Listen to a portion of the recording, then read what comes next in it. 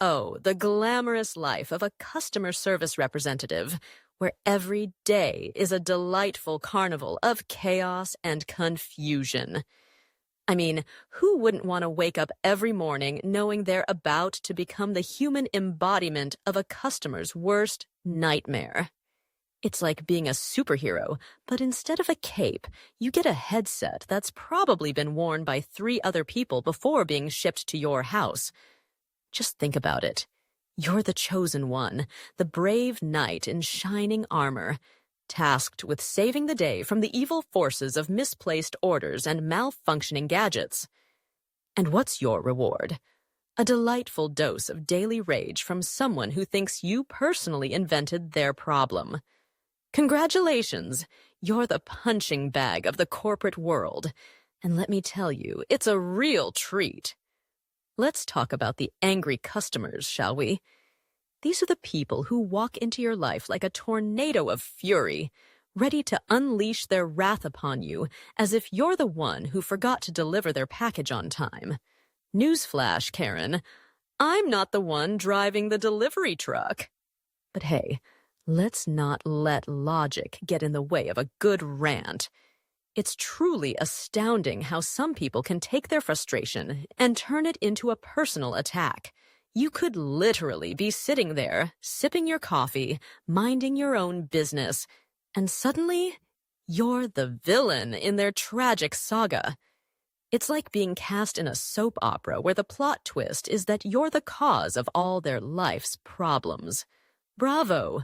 You've got an Oscar-worthy performance right there.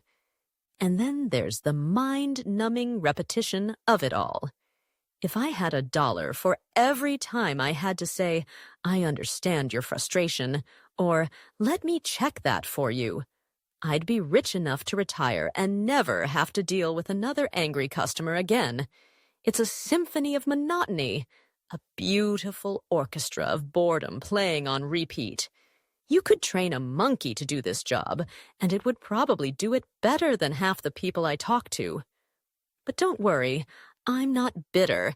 I just find it fascinating how humans can turn into robots with a few keystrokes and a headset. Oh, and let's not forget the performance metrics, those delightful little reminders that no matter how hard you work, you're always just one complaint away from being shown the door. Congratulations, you've answered 50 calls today, but your customer satisfaction score is a solid 2 out of 10. Better luck next time. It's like being in a twisted game show where the prize is the privilege of continuing your soul-sucking job. You start to wonder if the numbers are even real, or if they're just a figment of someone's sadistic imagination. Spoiler alert. They're real, and they're terrifying. But here's the kicker. It doesn't have to be a career dead end. Oh no, my friends. This is just the beginning of a glorious journey of survival. First up, we have the emotional shield activation. You've got to develop a mental firewall, because let's be honest, their anger is not about you. It's about their cat's bad mood, or their failed attempt at baking a souffle. So breathe deeply, channel your inner Zen master, and remind yourself that you're not a personal punching bag. You're a problem solver. You're not just taking calls. You're on a heroic quest to save the day, one irate customer at a time. Now, let's talk about skill building. Every interaction is a potential resume builder, my friends. You're learning advanced communication techniques, practicing active listening, and mastering conflict resolution skills. Who needs a college degree when you can put professional anger management specialist on your resume? You're practically a therapist at this point, except they don't pay you nearly enough for the emotional labor you're putting in. But hey, at least you're building character, right? And when you're ready to escape this delightful purgatory, remember that customer service develops some killer transferable skills. You've got advanced communication, problem-solving, emotional intelligence, stress management, and multitasking.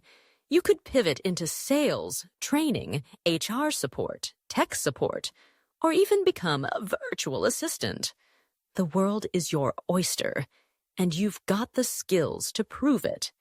Just think, one day you could be the one yelling at customer service reps instead of being the one taking the heat. What a glorious day that will be. Now, let's not forget about protecting your sanity. Set strict work-from-home boundaries, create a dedicated workspace, and have a post-work ritual to decompress. Consider therapy or support groups. Because let's face it, you're going to need it after a day of dealing with people who think yelling at you will solve their problems. Remember, this job is what you do, not who you are. You're not just a customer service rep. You're a warrior in the trenches, fighting the good fight against the forces of ignorance and impatience. And for those of you working from home, invest in a comfortable, ergonomic setup, use noise-canceling headphones, and create a professional background for video calls. Establish a consistent routine, and for the love of all that is holy, take real breaks. Not just scrolling through social media, but actual breaks where you step away from your computer and pretend you're not in customer service for 5 glorious minutes.